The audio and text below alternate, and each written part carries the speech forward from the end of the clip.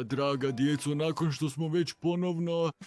što smo upoznali svinje, krave i guske, sada prelazimo na konje.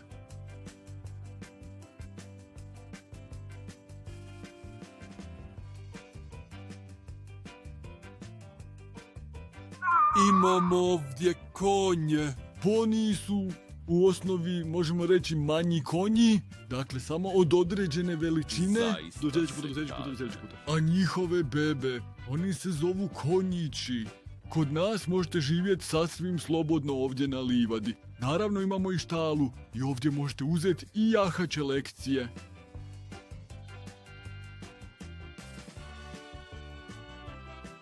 Bože, pogledaj kako je konj velik. Konjevi su stvarno veliki i jaki. Da, potpuno si u pravu, Julian. Stoga opet oprez. Budi vrlo nježan. I mirno se ponašaj s životinjama. I ne približavajte se lako s leđa, mogu vas udariti. Ne pružajte uvijek ruku ispred sebe. I gledajte hoće li vas uopće pomirisati i je li trenutno zainteresiran za vas. Konji su velike i jake životinje, ali su također vrlo osjetljivi. Da biste s njima pozitivno interagirali, morate obratiti pažnju na njihove reakcije i osjećaje.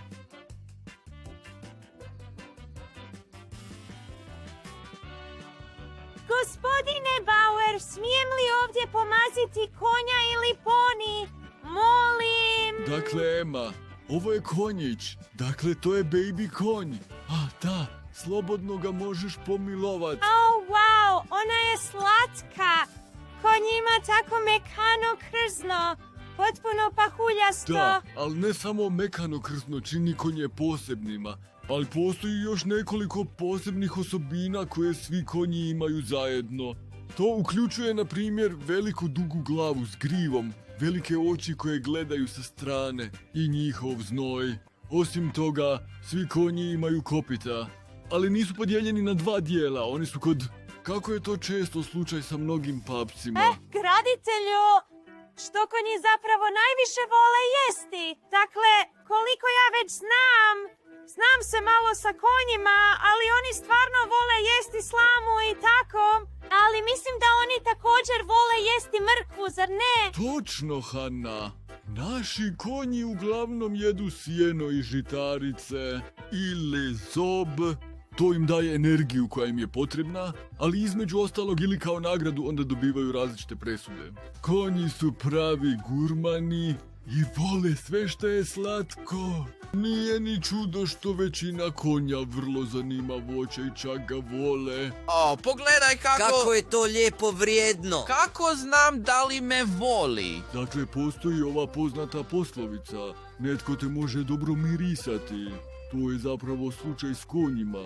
Ako te konj miriše i duboko i smireno diše, to može značiti samo jedno. Sviđaš mu se. Čovječe, kako je sve ovdje uzbuđujuće. Gospodine Bauer, znate, ja tako volim konje i već sam jednom jahao. I smijem li ovdje možda jahat konja? Da, to se Sigurno može... će se danas provući. O, pogledajte! Ovo je preslatko, ovaj mali konjić. Wow, mislim da su svi konji ovdje tako prelijepi i jedinstveni. Sviđa mi se ovdje, baš je cool. A što sam upravo čuo? Jahanje? Uvijek sam želio jahati. Mogu li i ja? Također, Ema, mislim da si još malo premala i premlada za jahanje.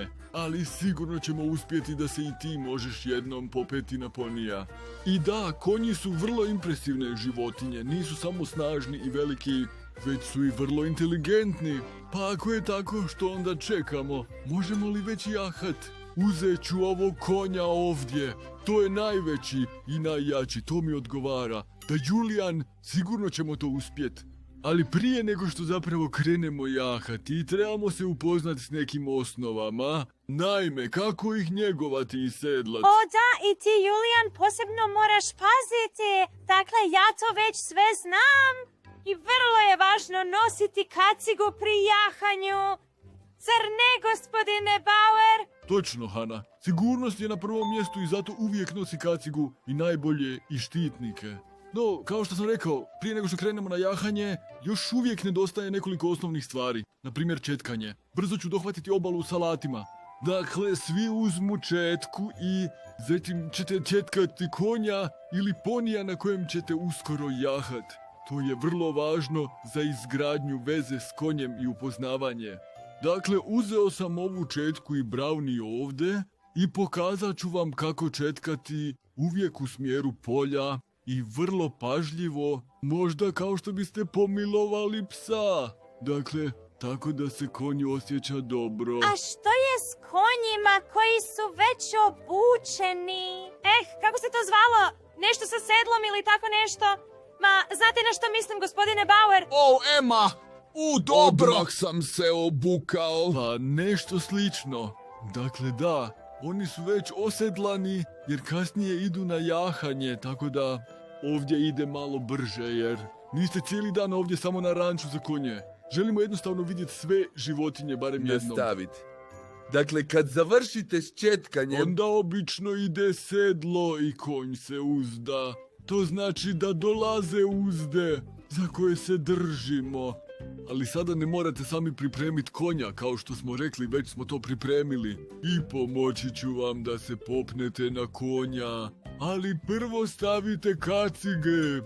Dakle, kao što sam obećao, Emma, za tebe sam izabrao jednog malog ponija. To je šetlandski poni i kak se osjeća sjedit na tome? To je zapravo vrlo maleni poni, ali je ipak odrastao. Osjeća se kao da sjedim na oblaku, gospodine Bauer, potpuno je mekano, ali nekako je i malo nestabilno, a za to malo konjić, iako je malen, već je prilično visok. Dakle, mislim da bi se i ja radije vratio dolje. Radije bih mazio konje i samo gledao Julian i Hannah kako jašu. Da, za dodatnu stabilnost i dobrobit konja postoji zapravo i sedlo. I kaciga ti daje sigurnost, ali ovaj put sam te podržao i da, pomoći ću ti brzo da se spustiš. Kako ide kod vas tamo iza? Dakle, kod mene je sve najbolje. Moj konj ovdje je tako nježan i opušten, kao zapravo svi konji ovdje. Kao da to stvarno rade svaki dan. Totalno cool. Govoreći o svakodnevici, najradije bi svaki dan jahao konja. Jednostavno obožavam konje. To su moje najdraže životinje, pored mačaka. Hana, moj Majica, damekin! mogla sam već davno pretpostaviti da su konji tvoje omiljene životinje. I da, ako je konj trenutno jako miran, osjećaš se vjerojatno vrlo ugodno u sedlu. Oni to osjete, to su vrlo osjetljive životinje. Sve najbolje, gospodine Bauer. O, man, ovo je nekako više nego što ja sam mislila. Gospodine Bauer, kako se opet upravlja konjem? Ako želiš usmjerit konja, samo povuci uzde u smjeru kojem želiš ići. Ali možete jednostavno pustit konja da trči. To je stvarno laganini, brate. Mislim da je to stvarno jednostavno i to je tako zabavno. Još jednom hvala, gospodine Bauer. Vrijeme je opet, djec. Također se radujem ako se dobro provodite ovdje na farmi. Govoreći o životinjama, danas na programu nemamo samo konje, ima još toga. To su kokoši, patke, ovce, koze i čak magarac. U redu, to bi bilo to. Zbogom, dragi konji, poni i ždrijebada. Bože, kako cool! Upravo ćemo vidjet magarca. I već se radujem piletini. Uvijek zvuče tako smiješno. Kako je to išlo? Da, to je bilo tako. Julian, ti si takav šaljivđija. Također, jedva čekam vidjeti ovce. Da, Julian, pravi si klaun. Hvala na gledanju i do idućeg puta. Mijau.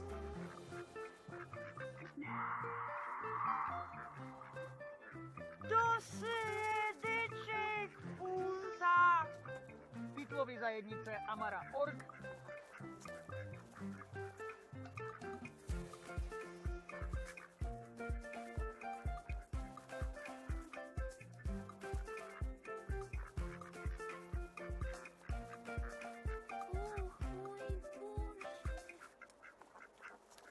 Titlovi od Stephanie Geiges.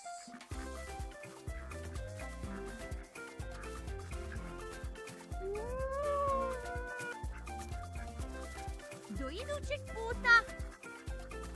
Titlovi zajednice Amaror. Dakle, kak možete vidjeti i čut, sada smo stigli na našu životinjsku livadu. Imate li možda već neka pitanja? Ja. Dakle, što sve moramo znati o pojedinim životinjama ovdje? Čovječe, još imam toliko pitanja. Dakle, gdje da počnem?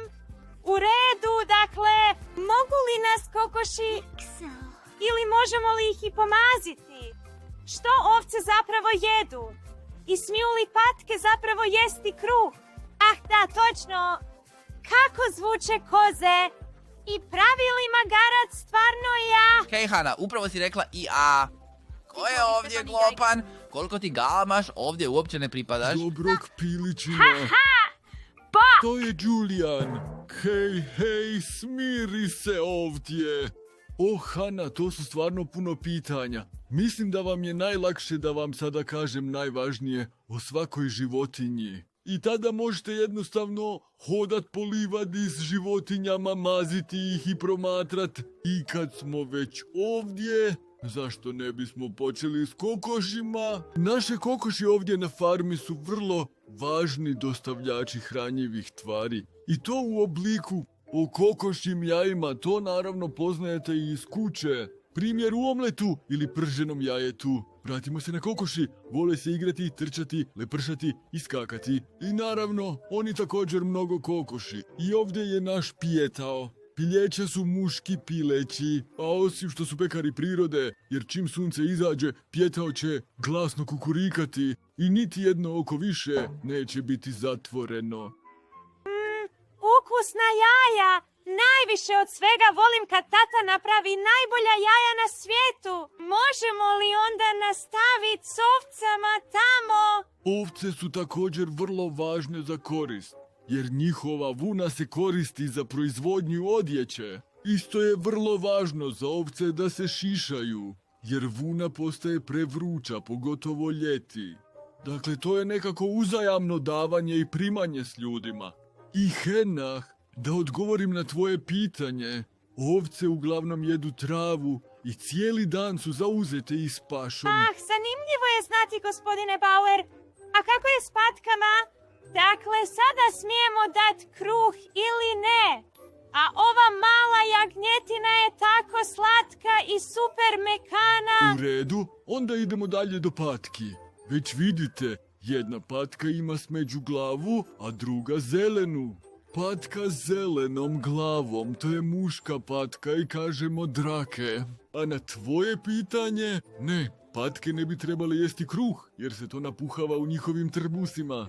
A onda to nije dobro za patku, pa ako želite hraniti patke, molim vas samo s kukuruz i druge žitarice. Ali molim vas, nemojte bacati kruh u jezero. Pa to je to. Dobro je to znati, gospodine Bauer, to nisam znao prije. Mislim da je ta informacija vrlo važna i mislim da je tako slatko kako patke kvakaju i tako kvak, kvak, kvak, kvak. Hej, cool, ovdje su koze i mali kozlići. Da, farmeru, možemo li nastaviti ovdje? Naravno, Julian, možemo nastaviti s kozama. Također koze i ovce, poput krava, daju mlijeko. Onda se može napraviti sir, sigurno ste već čuli. Kozji sir i ovčji sir. Također stvarno dobro. I ovdje možemo razlikovati između muškaraca i žena. Muške koze zovu se jarac. I ženske koze, guys! I sasvim točno, Julian. Djeca, dakle, baby koze se zovu jarići. Ali možemo također reći kida ili kozje janje. Ponovno sam puno naučila, gospodine Bauer. I pogledajte ovdje magarac. Da, i kako se lijepo kaže magarac dolazi na kraju. O magarcima se kaže da su posebno tvrdoglavi i to je zapravo istina. To je također pim sa zbunjen. konjem. To se također vidi, izgledaju prilično slično. Ali upravo ta tvrdoglavost je također velika razlika. Jer kad konj se boji nečega, obično brzo bježi. Ali magarac, on jednostavno ostane nepomičan na mjestu, ne može ga se lako otjerati. Totalno cool, gospodine Bauer. Naučili smo već toliko o životinjama i stvarno sam uzbuđena što ćete nam još toga pokazati. Ali sada ću prvo nastaviti gledati ovog lijepog ovdje i on će dobiti još jedan tapšanje od mene. Hej ljudi, Ja sam Emma Vogel i ako želite čuti više od nas, to jest od obitelji Vogel, onda pogledajte na Spotify ili posjetite iTunes ili Amazon Music, jer tamo ćete naći naši sjajni radiodrame i vjerujte mi, stvarno su cool. Da, poslušajte ih, uživajte.